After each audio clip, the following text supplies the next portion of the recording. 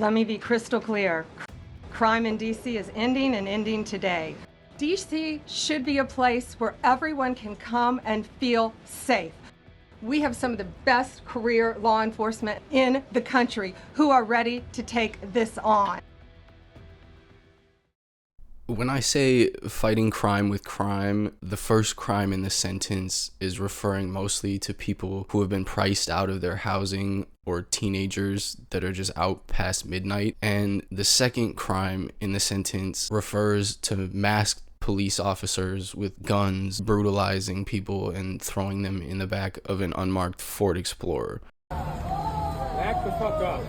Stay on the sidewalk. You can film all you want, but back the fuck up.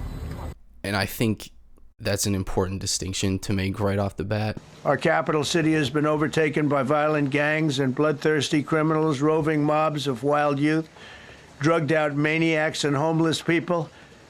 And we're not going to let it happen anymore. We're not going to take it. Sending in the National Guard to make DC more safe and beautiful by locking up youths and homeless people feels pretty transparent to me.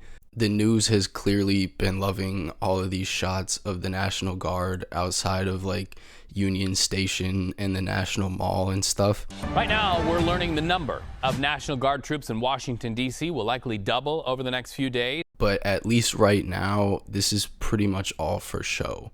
Okay, I have to ask you about this because there have been reports I was seeing on social media as well. Checkpoints set up, stopping drivers in parts of the Capitol here. Why is that necessary?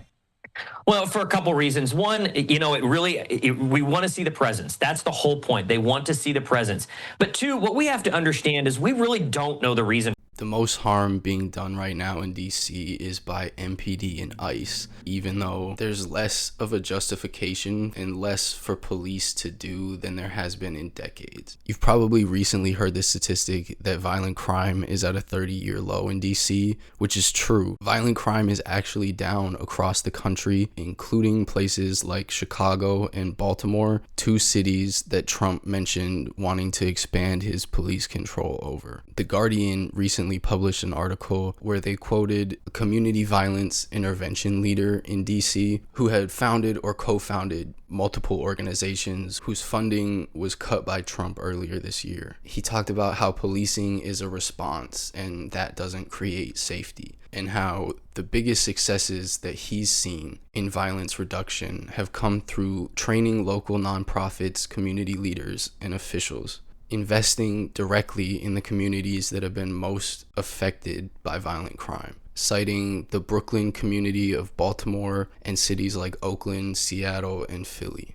Policing is not the response of anybody who wants to actually stop violent crime before it happens. And the Trump administration knows that. Over-policing kills people and criminalizing homelessness kills people. It's not a good faith solution, and that's intentional. They're telling you that they want to do harm. They would rather spend more and see diminished results than treat the people that they hate like human beings. Just like immigration, where 70% of those detained by ICE have no criminal record, and natural-born citizens are more likely to commit crimes than immigrants, the reality directly contradicts the excuses being given. And just like with ICE detention, lots of innocent people are being hurt, and the only ones that seem to be stepping up are those without any power. At a time where less violent crime is happening and more people every day are being priced out of housing, I feel like it's pretty clear. They don't care if they have to put you in Rikers or deport you to Sikot or El Salvador, as long as they don't have to see you. Then Washington, D.C. must be swept clean. I believe entire neighborhoods probably need to be emptied, need to be bulldozed. And it blows my mind that people will act like this is anything other than just Nazi shit. Washington, D.C. is a representation of the work of your forefathers and mine. It must be preserved. What President Trump is doing is reasserting control of not only our nation's capital, but truly the seat of Western civilization.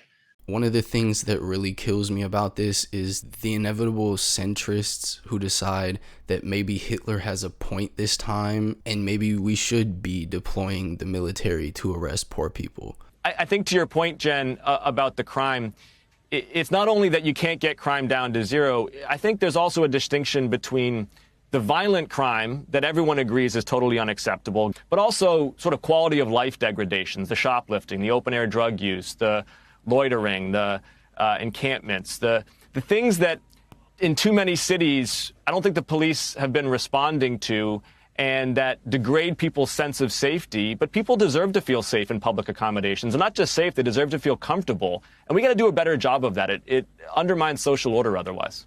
That guy's name is Jake Auchincloss, and on its face, that interview makes you feel like even Dems in DC are scared to go outside because of all the youths and the homeless. But please believe me, asking this guy about criminalizing homelessness is a joke. Jake is a multi-millionaire, third-generation Harvard graduate whose family is literally related to the Kennedys. His dad once briefly took over for Fauci as the interim director for the National Institute of Allergy and Infectious Diseases, and his mom is the former CEO of Dana-Farber Cancer Institute, resigning after a shit ton of scandals that I can make a whole nother video about. This is supposed to be the opposition party, bro. A rich kid born into one of the most influential families in the country who needs homeless people to be black bagged by the National Guard to feel safe walking in and out of IKEA and Whole Foods. Bro, go get arrested like Bob Lander or just join a health insurance board already. This isn't just about unhoused people either, because communities all over DC are being even more over-policed, giving more opportunities for cops and ICE and pretty much anybody who has a fucking vest and a ski mask to assault and harass people, targeting specifically people who stand up for their communities. Please stop acting like there's a legitimate safety aspect to a white nationalist administration claiming they're gonna beautify a list of cities with exclusively black mayors. And please don't support representatives who are okay with the normalization of deploying military police. I've been thinking a lot lately about what people should do, and outside of community organizing, I really don't have a good answer. But at some point, we have to talk about the fact that voting and even protesting aren't stopping our neighbors from being brutalized by military police or arrested and deported without trials. When history's largest civil rights movement leads to a Democratic president who hires more officers and increases police budgets across the country, it's clear that democracy wasn't functioning properly long before Trump called his boys in. And I think a lot of people feel that. And that's part of why it's so crazy that none of our elected representatives will even admit that changes need to be made. There's a lot of people talking, but the only people that are doing any protecting right now are the people who are directly putting their bodies between fascists and their victims. I know this was a pretty short video, but I'm working on another one that's taking a lot of research and it's going to be a little longer, so I wanted to put something out in the meantime. But if you're interested in that, or if you like this video, consider checking out some of my other ones or just hanging out and sticking around for that next one.